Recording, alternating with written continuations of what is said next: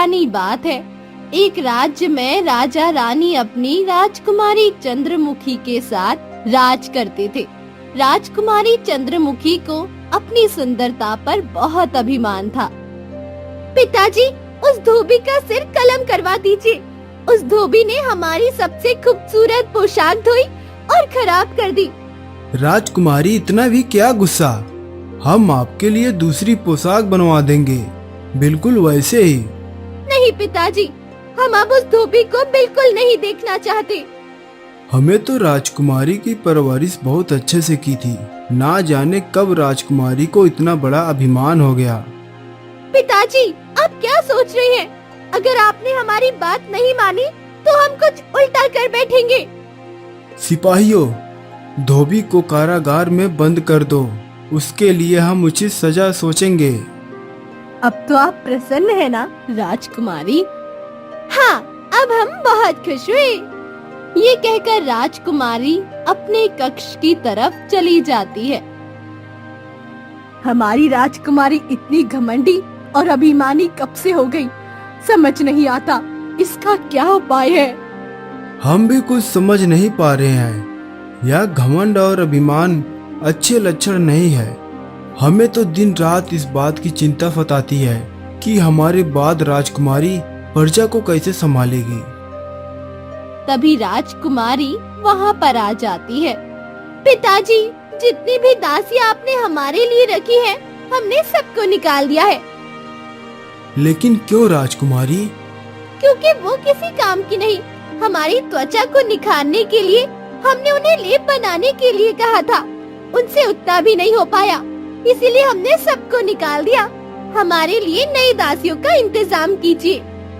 ठीक है राजकुमारी, हम देखते हैं। पिताजी, हम थोड़ा महल के बाहर टहल कर आते हैं, साफ हवा हमारी सुंदरता को और निखारेगा। ठीक है राजकुमारी, जल्दी लौट आना।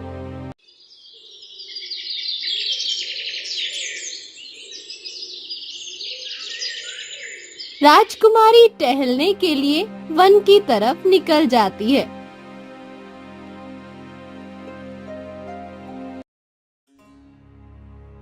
अरे बेटी, मुझे बहुत भूख लगी है। तुम किसी बड़े घर की लगती हो। मुझे अपने घर ले जाकर भोजन करवा दो। बहुत दिन से कुछ नहीं खाया हूँ। बूढ़े आदमी, हमसे दूर रहो। हमारे पास आने की कोशिश भी मत करना। तुमसे तो कितनी बुरी बदबू आ रही है। आखिरी बार ना जाने कब नहाए थे। तुम्हारे कपड़े तो देखो और तुम्हारे हाथ कितने गंदे हैं। हम तो तुम्हें हाथ भी नहीं लगा सकते। बेटी, मेरी मदद कर दो, मुझे अपने घर तक ले चलो। मुझे बहुत भूख लगी है और प्यास भी लगी है। अरे तुम तो पीछे ही पड़ गए हो। हम किसी घर में नहीं, महल में रहते हैं, महल में। हम इस राज्य की राजकुमारी है। तुम जैसे गरीब की हमारे सामने आने की औकात भी नहीं है। और तुम्हारे इतनी हिम्मत की राजकुमारी से काम करवाना चाहते हो? अपनी शक्ल देखो और हमारी तरफ देखो। हमारी पोशाक कितनी सुंदर और कीमती है। अगर हम तुम्हें हाथ लगाएंगे तो हमारी पोशाक और हमारे हाथ दोनों गंदे हो जाएंगे। इसलिए हमसे दूर रहो। हम अपने रंग रूप और अपने कपड़ों के साथ जरा सी भी छेड़छाड़ बर्दाश्त नहीं कर सकते। हम इस राज्य की सबसे सुंदर लड़की है। लगता है तुम्हें अपना रंग रूप और अपने राजकुमारी होने पर बहुत अभिमान है। इसमें अभिमान की क्या बात है? हम खूबसूरत है तो है, और तुम कितने बदसूरत और बदबूदार हो। ऐसे जीने से तो अच्छा है कि तुम कहीं जाकर मर जाओ। हम तो तुम्हें हाथ भी नहीं लगा सकते। खाना और पीना देना तो बहुत दूर की बात है। अगर हम तुम्हें महल की तरफ ले गए तो हमारा महल बदबू से भर जाएगा। ना समझ लड़की, अपनी दौलत, शोहरत और अपने रंग रूप के अहंकार में तुम इतनी डूब चुकी हो कि तुम एक इंसानियत और दया दोनों भूल गई हो। तुम्हें सबक सिखाना बहुत जरूरी है। लगता है तुम्हारे माता पिता ने तुम्हें बहुत सिर पर चढ़ा रखा है और तुम्हें अच्छी शिक्षा नहीं दी। एक राजकुमारी को अभिमान नहीं, दयनीय होना चाहिए, लेकिन तुममें वह गुण नहीं। आगे चलकर अगर तुम इस राज्य की रानी बन गई तो गरीबों का जीना मुश्किल कर देगी। इसलिए मैं तुम्हें आज ही सबक सिखाता हूँ। तुम बदबूदार इंसान, तुम्हारी ये हिम्मत कि तुमने हमको धमकी दी। धमकी नहीं, मैं तुम्हें श्राप देता हूँ। तुम एक सुनहरी हिरन बन जाओगी और कोई तुम्हें कभी नहीं पहचान पाएगा। तुम एक राजकुमारी हो, तुम्हारे अपने माता पिता भी नहीं। तेरा असली रूप अब तू देख नहीं पाएगी। जब तक तेरे मन में अभिमान से हटकर प्रेम जन्म नहीं लेता, तब तक तुम एक जानवर बनकर रहोगी और तुम्हें इसी वन में भटकना होगा। साधु के इतना कहते ही राजकुमारी चंद्रमुखी एक हिरनी में बदल जाती है और वन में भटकने लगती है। राजा और रानी चंद्रमुखी के लिए बहुत परेशान होते हैं। सैनिकों, राजकुमारी को हर तरफ ढूंढो। हमारी राजकुमारी कहाँ चली गई? हमारी बेटी कहाँ होगी? क्या कर रही होगी? इतनी देर तक वह आज तक महल से बाहर नहीं रही, लेकिन आज अचानक ऐसा क्या हो गया? हमारी बेटी को कहीं किसी ने अगवा तो नहीं कर लिया? हम हमेशा कहते थे कि राजकुमारी को सैनिकों के साथ ही बाहर जाना चाहिए, लेकिन उसने हमारी एक भी बात नहीं मानी। ना जाने हमारी बेटी किस मुसीबत में होगी।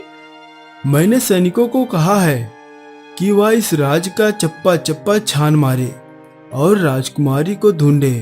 हमारी बेटी जरूर मिलेगी। वो कहाँ जा सकती है? राजा और रानी चंद्रमुखी को हर तरफ खोजने लगते हैं। सैनिक पूरे राज्य में फैल जाते हैं, पर राजकुमारी का कोई पता नहीं चलता और राजकुमारी हिरनी बनकर वन में भटकने लगती है।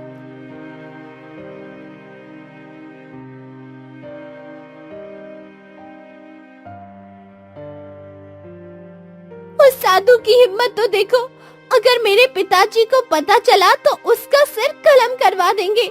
मैंने तो उसे वही कहा जो असलियत है। इसमें भला श्राप देने जैसी क्या बात थी? हे भगवान, हिरनी बनकर मैं कितनी बुरी दिखती हूँ। मुझे किसी भी तरह अपना इंसानी रूप वापस चाहिए।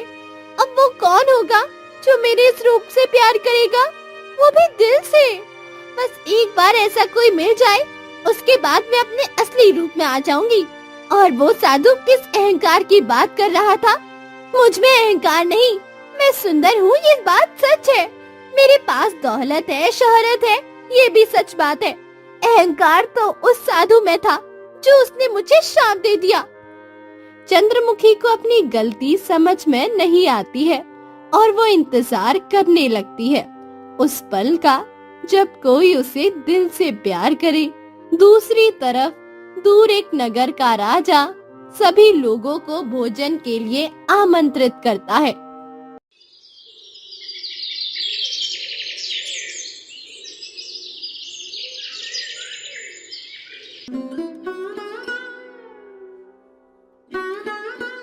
अरे सावित्री, दूर नगर राजा उदय प्रताप का निमंत्रण आया है। उसने सभी को भोजन पर बुलाया है। जितने भी नगरवासी हैं, आज सब वहाँ भोजन करने जाएंगे। हमारे राजा की बेटी खो गई है। अब भला ऐसे समय में हम दूसरे राजा के यहाँ भोजन करने कैसे जा सकते हैं? अरे, राजा के ही लोग तो आकर निमंत्रण देकर गए। हमारे राजा नहीं चाहते कि दूसरे देश के राजा को इस बात का पता चले कि उनके परिवार में क्या गलत हो रहा है। इसीलिए तो सभी नगरवासियों को कहा गया है कि आज सभी वहीं भोजन करके आएंगे। सुना है राजा और राजकुमार खुद खाना परोसेंगे। राजकुमार आज 21 वर्ष का हो गए हैं। उसी अवसर पर ये राजभोग रखा है। ना जाने कितने दिनों बाद अच्छा खाना खाने को मिलेगा। हमारे घर में तो पेट भर भोजन भी नहीं होता। तुम वहाँ पर खूब खाना। जब ऐसे मौके आते हैं तो मुझे मेरे बेटे की बहुत याद आती है। मेरा बेटा जंगल में खो गया था और आज तक उसका पता नहीं चला। राजा की बेटी की खबर सुनकर मुझे अपने बेटे की और भी याद आने लगी। ना जाने वो कहाँ होगा। कितने साल हो गए, अब तो वो कितना बड़ा हो गया होगा। इस बात को याद मत किया करो सावित्री। पता नहीं हमारा बेटा इस दुनिया में होगा भी या नहीं। कहीं जंगली जानवर उसे खा गए होंगे तो। मेरा मन कहता है मेरा बेटा जिंदा है, पर कहाँ है ना जाने, कैसे पता चलेगा। हमारा किस्मत में क्या लिखा है या तो ऊपर वाला ही जाने। अगर हमारी किस्मत में हमारे बेटे से पिछड़ना लिखा था तो क्या पता मिलना भी लिखा हो। मैं तो उसी उम्मीद में जी रहा हूँ। मैं जानती हूँ आपको अपने बेटे की बहुत याद आती है, लेकिन आप हमेशा इस बात को टाल देते हैं ताकि मुझे दुख ना हो। मेरी पत्नी बहुत समझदार है। अब तुम तैयारी करो, हमें दूसरे नगर भोजन के लिए जाना है। तैयारी कैसी, वही फटी पुरानी साड़ी है, वही पहनूंगी।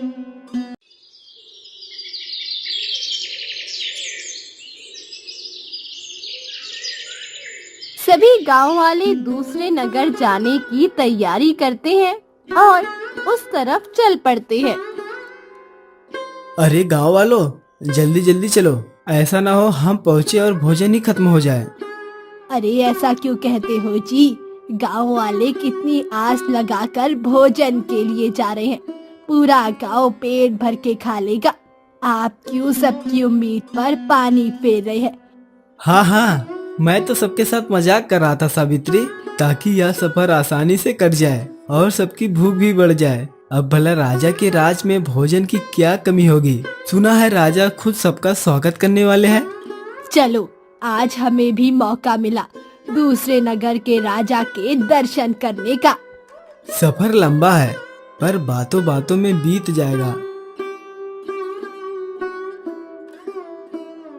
सभी गांव वालों समेत चंदू, सावित्री, उदय प्रताप के महल पहुंच जाते हैं। आप सब नगर वासियों का स्वागत है। उम्मीद करता हूँ कि आपकी यात्रा अच्छी रही होगी।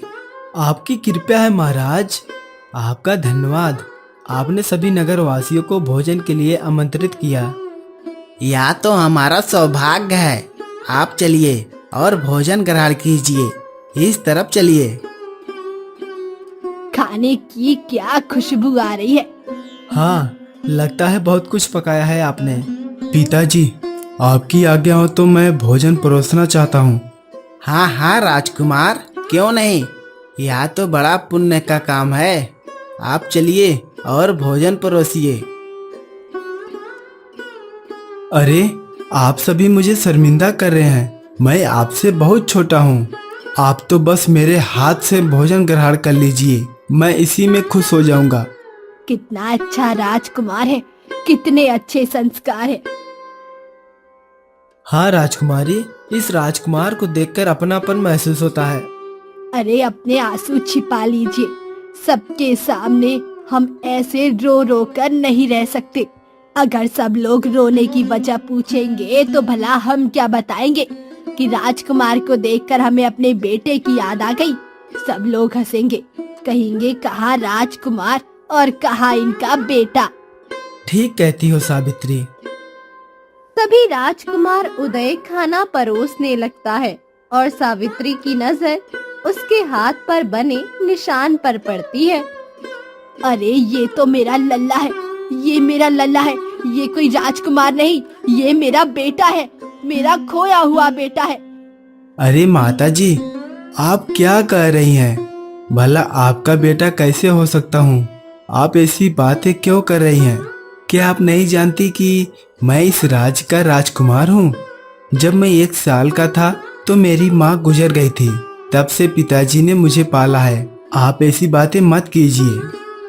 लल्ला के पिताजी देखिए, लल्ला के हाथ पर वही निशान है जो आपके हाथ पर भी है। देखो बेटा, ये निशान तुम्हारे हाथ में तुम्हारे जन्म से ही है, क्योंकि ये तुम्हें तुम्हारे पिताजी से विरासत में मिला है। देखो तुम्हारे पिताजी के हाथ में भी इसी तरह का निशान बना हुआ है। तुम इस राज्य के राजकुमार नहीं, हमारे बेटे हो, बेटे। यह सब क्या हो रहा है? मुझे कुछ भी समझ में नहीं आ रहा है। हाँ, यह निशान तो एक जैसे ही है। यह सब यहाँ क्या हो रहा है? सैनिकों, इस सब गांव वालों को उठाकर बाहर फेंक दो। लेकिन पिताजी, उनकी बात तो सुनिए, वह क्या कहना चाहते हैं? यह कुछ नहीं करना चाहते हैं राजकुमार। यह बस इस महल को देखकर लालच में आ गए हैं। इन्हें हीरे मोती चाहिए, धन चाहिए। इसी वजह से आप पर हक जता रहे हैं। आप सिर्फ हमारे बेटे हैं, किसी और के नहीं। लेकिन पिताजी, उनकी बात तो सुनिए। तुम मेरे बेटे हो लल्ला, मेरा बच्चा जिसका मैंने इतने सालों से इंतजार किया है, जो 20 साल पहले मुझसे बिछड़ गया था। तब तुम सिर्फ 1 साल के थे। हमने तुम्हें बहुत ढूंढने की कोशिश की, लेकिन तुम नहीं मिले। मेरा मुंह क्या देख रहे हो सिपाहियों, इन्हें बाहर फेंको।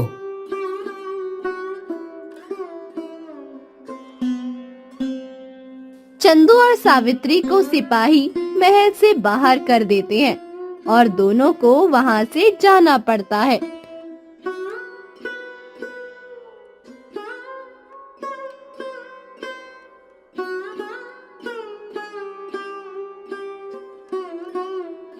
रोते हुए हम घर तो आ गए हैं, लेकिन मैंने जब से अपने लल्ला को देखा है, बार बार उसका मासूम चेहरा मेरी आंखों के सामने आ रहा है। मुझे तो अपनी आंखों पर यकीन नहीं हो रहा है सावित्री कि हमारा बेटा एक दूसरे के नगर के राजमहल में मिला है। मैं तो अब तक इस बात का यकीन नहीं कर पा रहा हूँ। ऐसा मैंने कभी नहीं सोचा था। मैं आपसे कहती थी ना, कहती थी हमारे बेटे को कुछ नहीं हुआ है, वो जिंदा है। लेकिन अब हम उसे वापस कैसे लेकर आए, उसे कैसे बताए कि हम झूठ नहीं कह रहे हैं और हमें कोई धन का लालच नहीं है। सावित्री, अपने कलेजे पर पत्थर रख लो। आप ऐसा क्यों कह रहे हैं? एक माँ से ऐसी बातें क्यों कह रहे हैं? क्योंकि हमारे बेटे की भलाई उसी में है। तुमने देखा नहीं, वह राजा का बेटा बन गया है, उसे राजा ने गोद लिया है। वह उस राज्य का राजकुमार है और आगे चलकर राजा भी वही बनेगा। हमारे बेटे का भविष्य उज्जवल है। अगर हम उसे इस घर में लेकर आएंगे तो हम उसे 2 वक्त का खाना भी नहीं खिला पाएंगे। वहाँ पर वह राज कर रहा है और यहाँ मिट्टी में मिल जाएगा। क्या तुम अपने बेटे को राजा बनते नहीं देखना चाहती? आप कैसी बातें कर रहे हैं? इतने सालों बाद हमने हमारे बेटे को देखा है और उसे घर लाने की बजाय आप कह रहे हैं कि उसे महलों में राज करने दूं। दिल से नहीं, दिमाग से सोचो सावित्री। सोचो हमारे बेटे की भलाई किसमें है। तुम्हें समझ में आएगा कि मैं क्या कहना चाहता हूँ। शायद आप ठीक कहते हैं। इस घर की हालत को देखकर वैसे भी हमारा बेटा क्यों यहाँ आएगा और वो क्यों यहाँ रहेगा? उसके लिए तो राजा उदय प्रताप ही उसके पिताजी है, तो भला वो हमसे नाता क्यों जोड़ेगा? आप ठीक कहते हैं, उसका महल में रहना ही उचित है।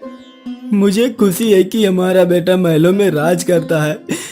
अब इससे ज्यादा एक बाप के लिए और क्या अच्छा हो सकता है। हाँ, हम रूखी सूखी रोटी खाने वाले उसे वो सुख नहीं दे सकते जो उसे राजमहल में मिलेगा। इसलिए उसे वही रहने दो। हम इतने साल तक तो अपने बेटे के बिना ही जी रहे थे, आगे भी उसकी याद में जी लेंगे। अपने बेटे को याद करके चंदू और सावित्री बहुत रोते हैं। दूसरी तरफ सूरज प्रताप उदय प्रताप के सामने सवालों की झड़ी लगा देता है। पिताजी, आपने उस गरीब लोगों को यहाँ से क्यों भगा दिया? आपने ना तो बात पर गौर किया और ना उनकी बात मुझे सुनने दी। मैं सुनना चाहता था कि वह क्या कहना चाहते हैं, लेकिन आपने सिपाहियों से कहकर उन्हें बाहर फेंक दिया। आज तक मैंने आपको इतने गुस्से में कभी नहीं देखा। फिर भला आज आपने इतना क्रोध क्यों किया? राजकुमार, वह दोनों फिजूल की बातें कर रहे थे। वह आप पर हक जता रहे थे। ऐसे कैसे वह हमारे राजकुमार पर हक जता सकते हैं? इसीलिए हमें इसका क्रोध आ गया था। वह सिर्फ लालची लोग थे, हमसे धन पाना चाहते थे। लेकिन पिताजी, मुझे ऐसा नहीं लगा कि वह हमसे धन पाना चाहते हैं। आप अपने पिता की बात ना मानकर उन अजनबी लोगों की बात पर विश्वास क्यों कर रहे हो? क्योंकि हम आपकी आंखों में देख पा रहे हैं कि आप झूठ बोल रहे हो पिताजी। लेकिन हम आपसे झूठ क्यों कहेंगे? आपको उनकी बात पर इतना विश्वास कैसे हो गया? आपके गुस्से को देखकर और उस व्यक्ति के हाथ पर बना निशान देखकर हमें आप पर संदेह हो रहा है। हमें सच सच बताइए पिताजी, आप हमसे कुछ छुपा रहे हैं। आप हमसे क्या छुपा रहे हैं? हम आपसे कुछ नहीं छुपा रहे हैं राजकुमार, हमारी बात का यकीन करिए। खाइए हमारी कसम, और अगर आपने झूठ कसम खाई तो इसी वक्त हमारी मृत्यु हो जाएगी। राजकुमार, ये आप क्या कह रहे हो? ऐसी बातें मत कीजिए। तो पिताजी हमारी कसम खाइए और हमसे सच कहिए। हाँ हाँ, यह सच है कि आप हमारे बेटे नहीं है। आपने आज तक कितनी बड़ी सच्चाई हमसे छुपा कर रखी और उन लोगों को झूठा कह दिया। हमें माफ कर दीजिए राजकुमार, लेकिन हम आपसे बहुत प्यार करते हैं। 20 साल पहले हम जंगल में शिकार के लिए गए थे, जहाँ पर हमें आप मिल गए। हम आपको उठाकर अपने राज्य ले आए, लेकिन उसके 4 दिन बाद हमारी रानी चल बसी और हमारा आखिरी सहारा बस आप थे। इसीलिए हमने आपको कभी किसी चीज की कमी नहीं होने दी। माता और पिता दोनों का प्यार आपको दिया। आप ही हमारे राज के राजकुमार हैं और आगे चलकर आप ही राजा बनेंगे। आपने हमें हमारे माता पिता से छीन लिया। आप राजा थे, आप हमारे माता पिता को ढूंढ भी सकते थे और हमें उन्हें लौटा भी सकते थे, लेकिन आपने ऐसा नहीं किया। हाँ हाँ, आप ठीक कह रहे हो राजकुमार, लेकिन उस वक्त हमारे घर में कोई संतान नहीं हो रही थी। हमारी और रानी की शादी कई वर्ष पहले हो गई थी। जब हमने उस जंगल में आपकी किलकरी सुनी तो हमारा प्रेम आपके लिए जाग गया और ऐसा लग रहा था कि आप हमारे ही बेटे हैं, तो हम आपको उस जंगल से उठा कर ले आए। आपने हमें हमारे माता पिता से चुरा लिया। भला अपने बच्चे को जंगल में कौन रखता है? हो सकता है वह वहाँ कोई काम कर रहे हो। यह आपने अच्छा नहीं किया पिताजी। हमें तुरंत अपने माता पिता के पास जाना चाहिए। हमारी वजह से उन्होंने 20 साल तक कितने कष्ट में गुजारे होंगे, या तो हम अंदाजा भी नहीं लगा सकते। उस दिन वह कितना रो रहे थे। आप हमें और हमारे राज को छोड़कर नहीं जा सकते। हमें हमारे माता पिता से मिलने से कोई नहीं रोक सकता। रही आपके राज की बात, तो समय आने पर हम जरूर वापस आएंगे, लेकिन इस वक्त हम अपने माता पिता के प्रति अपना कर्तव्य निभाएंगे।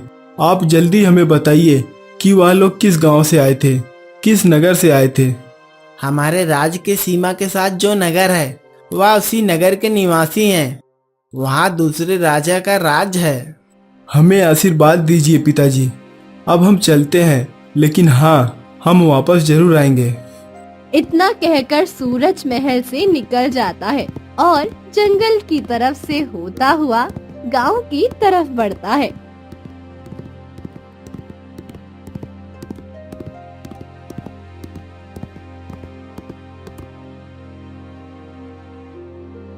हे भगवान, यह इतनी सुनहरी हिरन यहाँ पर क्या कर रही है? लगता है इसे चोट लग गई है, इसीलिए यह गिर गई है। मुझे इसे ठीक करना होगा। मैंने आज से पहले इस रंग की हिरन कभी नहीं देखा। शुक्र है किसी इंसान ने मुझे देखा तो सही। मुझे बहुत दर्द हो रहा है। अब इसे कैसे बताओ कि मैं शेर से भाग रही थी। शेर से तो जान बचा ली, लेकिन मेरे पैर में चोट लग गई। अगर ये लड़का यहाँ नहीं आता मैं तो मर ही जाती। अरे, तुम तो दर्द से लड़खड़ा रही हो। तुम फिक्र मत करो, मैं तुम्हें उठाकर गांव की तरफ ले चलता हूँ। तुम्हें अपने माता पिता से भी मिलवाऊंगा और तुम्हारी चोट पर मलहम भी लगवाऊंगा। अब ना जाने ये लड़का मुझे कहाँ लेकर जाएगा। हे भगवान, मैं जहाँ भी जाऊँ वो घर आलीशान हो। गांव वालों से पूछताछ करता हुआ सूरज चंदू और सावित्री के घर पहुँच जाता है। माँ, पिताजी, देखिए मैं आ गया। मेरा लल्ला आ गया, मेरा बच्चा आ गया। मुझे यकीन था कि तुम हमें ढूंढते हुए जरूर आओगे। तुम्हारे पिताजी कहते थे तुम राजमहल छोड़कर नहीं आओगे, लेकिन देखो तुम आ गए। मुझे अपनी आंखों पर यकीन नहीं हो रहा है कि तुम घर वापस आ गए बेटा। हमने सारी जिंदगी तुम्हारी याद में गुजार दी। 20 साल तुमसे दूर रहे। आओ अपने पिता के गले लग जाओ। माँ, पिताजी, अब मैं कहीं नहीं जाऊंगा, आपके पास ही रहूंगा। लेकिन आप मुझे देखने में इस बेचारी हिरन को देखना भूल गए। इसे चोट लगी है पिताजी। अरे बेटा, इस हिरनी को तुम कहाँ से उठा लाए? क्या ये तुम्हारी पालतू है? नहीं नहीं माँ, इसे मैं जंगल से उठा कर लाया हूँ। इसे चोट लगी है। चलो बेटा, इसे अंदर लाओ। मैं अभी इसके जख्म पर हल्दी लगा देती हूँ और कपड़े से इसका जख्म बांध देती हूँ। ये ठीक हो जाएगी। हे भगवान, ये कितना गंदा घर है और अब ये गंदी सी हल्दी मेरी चोट पर भी लगाने वाली है और गंदा सा कपड़ा भी बांध देगी। साधु की वजह से मेरी जिंदगी नरक हो गई है, नरक। मैं यहाँ पर क्या करूँगी? ना जाने ये चोट कब ठीक होगी और कब मैं चल फिर पाऊंगी। लो बेटा, मैंने इस हिरनी की चोट पर हल्दी लगा दी है। ये जल्दी ठीक हो जाएगी। आपका धन्यवाद माँ, आपने इसे घर में रहने दिया। मेरे बेटे ने पहली बार इस घर में कदम रखा है, वो भी इस हिरनी के साथ। तो भला मैं कैसे घर में ना रखती इसे। अरे सावित्री, बातें ही करती रहोगी या बेटे को कुछ खिलाओगी भी? तुम्हारा बेटा दूसरे नगर से चलकर यहाँ तक पहुँचा है। माफ करना बेटा, हमारे घर में तुम्हें अच्छा खाना खाने को नहीं मिलेगा। इस वक्त घर में थोड़ा सा आटा है और नमक है। क्या तुम्हारे लिए नमक वाली रोटी बना दूं? अरे माँ, आपसे किसने कहा कि मैं नमक रोटी नहीं खाऊंगा? माँ के हाथ का बना मैं कुछ भी खा लूंगा। ये बार बार महलों की बातें क्यों कर रही है? और ये लड़का महल से भला यहाँ क्यों आया है? और ये नमक और रोटी कैसे खा सकता है? इस औरत के हाथ तो देखो कितने गंदे हैं। इन्हीं हाथों से रोटी बना रही है। हे भगवान, कहीं मुझे खाने को ना कह दे। आओ माँ, रोटी लाओ। प्यारी हिरन, तुम भी रोटी खा लो। अरे मेरे मुंह में रोटी मत डाल, इसे मुझसे दूर कर दे। खाओ खाओ हिरनी, खाओ। माँ के हाथ से बनी रोटी खाओ। चंदू और सावित्री का टूटा फूटा घर देखकर चंद्रमुखी बहुत परेशान हो जाती है। उसे अपने महल की याद आती है और वो सूरज के घर से भाग जाना चाहती है, पर चल नहीं पाती। मेरा बस चले तो अभी यहाँ से भाग जाऊं, पर ये पैर ठीक ही नहीं हो रहा है। इन लोगों का दिया गंदा खाना खाकर तो मैं मर ही जाऊंगी। ये कितने गंदे और गरीब हैं। अरे प्यारी हिरन, देखो मैं तुम्हारे लिए हरी हरी घास लेकर आया हूँ, इसे खा लो। ये इतनी गंदी घास, इसमें मिट्टी लगी हुई है, मैं इसे कैसे खा सकती हूँ? पर भूख भी तो बहुत लगी है। अगर घास नहीं खाऊंगी तो भूखी मर जाऊंगी। अब खा लेती हूँ। ये सब उस साधु की वजह से हो रहा है, नहीं तो मैं आज भी अपने महल में राज कर रही होती। क्या तुम हमारे गांव में खुश नहीं हो प्यारी हिरन? तुम्हारा चेहरा देखकर ऐसा लगता है कि तुम अंदर से बहुत उदास हो। लेकिन एक बात याद रखना, मैं हमेशा तुम्हारे साथ रहूंगा, क्योंकि मैं तुमसे बहुत प्यार करता हूँ। अब मैं जहाँ भी जाऊंगा तुम्हें साथ लेकर जाऊंगा, तुम्हें कभी अकेला नहीं छोड़ूंगा। और तुम चिंता मत करो, तुम्हारा पैर जल्दी ठीक हो जाएगा। अरे तुम्हारे जैसे गरीबों के साथ मैं कभी नहीं रहूंगी। मेरा पैर ठीक होने दो, मैं यहाँ से भाग जाऊंगी।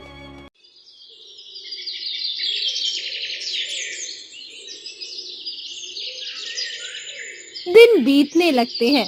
सूरज सुनहरी हिरनी का बहुत ख्याल रखता है और उससे बहुत प्यार करता है, पर हिरनी के रूप में चंद्रमुखी का अहंकार बिल्कुल कम नहीं होता। पिताजी, आपके साथ मैं भी मजदूरी के लिए चलता हूँ। नहीं लल्ला, तुम नहीं जाओगे। मैं क्यों नहीं जा सकता? पिताजी की अब उम्र हो चली है, वह इतना काम करेंगे तो बीमार पड़ जाएंगे। मैं भी आप लोगों की मदद करना चाहता हूँ। क्या आप मुझे अपना बेटा नहीं मानते? नहीं बेटा, तुम्हारे अलावा हमारा है ही कौन।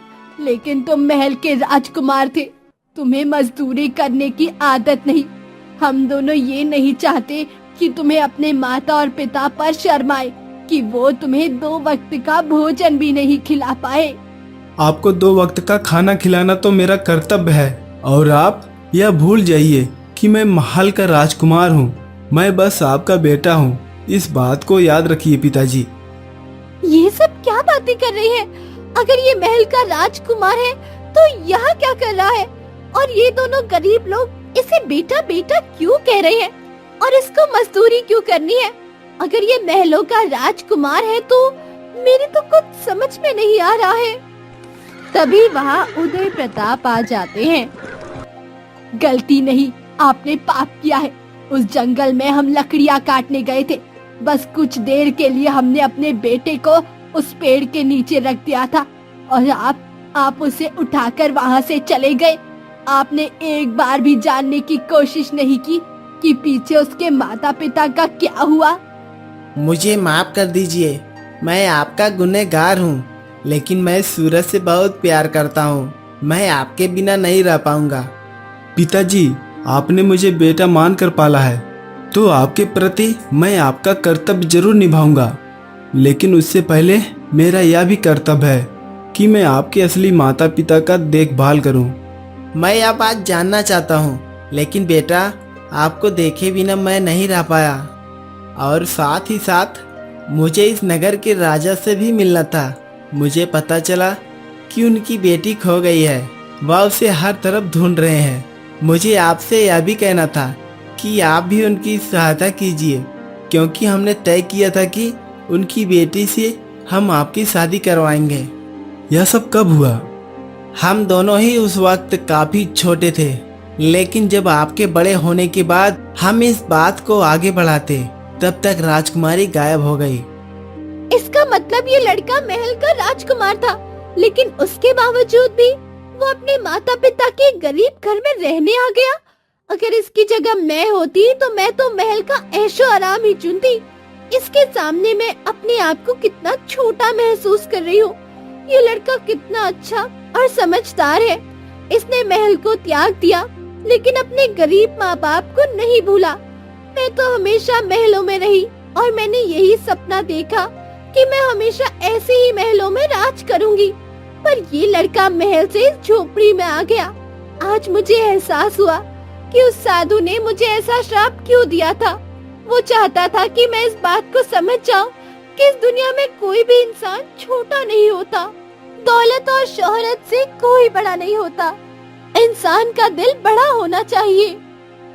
ये सोचते सोचते सुनहरी हिरनी के आंखों से आंसू आने लगते हैं और सूरज ये देख लेता है। वो आंसू पोंछता है और हिरनी के सिर पर हाथ रखता है। तभी हिरनी राजकुमार बन जाती है। क्या? यह हिरनी लड़की कैसे बन गई? क्या तुम कोई जादूगरनी हो? नहीं बेटा, यही तो हमारी खोई हुई राजकुमारी है। राजकुमारी की जय हो। आपके साथ ये सब कैसे हुआ? आप हिरनी कैसे बन गई? माताजी, एक साधु का मैंने अपमान किया और उन्होंने मुझे श्राप दिया कि जब तक मुझे कोई सच्चे दिल से प्रेम नहीं करेगा और जब तक मेरा अहंकार नहीं टूट जाता, तब तक मैं हिरनी बनकर रहूंगी। तो इतने दिन से हम सभी एक राजकुमारी की सेवा कर रहे थे। मैं आप सबकी बहुत आभारी हूँ और खासकर मैं आपकी आभारी हूँ सूरज। आपने एक हिरनी के रूप में मुझे इतना प्यार किया कि आज मेरा अहंकार टूट गया। साथ ही साथ जब मुझे इस सच्चाई के बारे में पता चला कि महलों का सुख छोड़कर आप अपने असली माँ बाप के लिए इस झोपड़ी में रहने आ गए हो, तो मेरा अहंकार और ज्यादा चकनाचूर हो गया। मुझे अपनी गलती का एहसास हुआ और आज मुझे पता चला कि गलती साधु की नहीं, मेरी थी। तुम्हारी सारी बातें जानने के बाद मुझे इस बात की खुशी है कि तुम्हें अपनी गलतियों का एहसास हुआ, और हाँ, तुम्हारी सच्चाई जानने के बाद कि तुम कितनी अहंकारी थी। मेरा प्यार तुम्हारे लिए नहीं बदलेगा। तुम्हें देखकर तुम्हारे पिता खुश होंगे और जल्दी हम तुम दोनों की शादी करवा देंगे। चंद्रमुखी का श्राप टूट जाता है। वो अपने महल भी लौटती है और सूरज के साथ उसकी शादी भी हो जाती है। उदय प्रताप का ख्याल रखने के लिए सूरज वापस महल लौटता है, लेकिन वो अपने माता पिता चंदू और सावित्री को भी लेकर जाता है। इस तरह से सूरज का साफ दिल और अपने माता पिता के लिए उसका प्रेम चंद्रमुखी के लिए एक सबक बन जाता है और एक अहंकारी राजकुमारी से वो एक साफ दिल की लड़की बन जाती है जो हमेशा गरीबों की मदद करती है।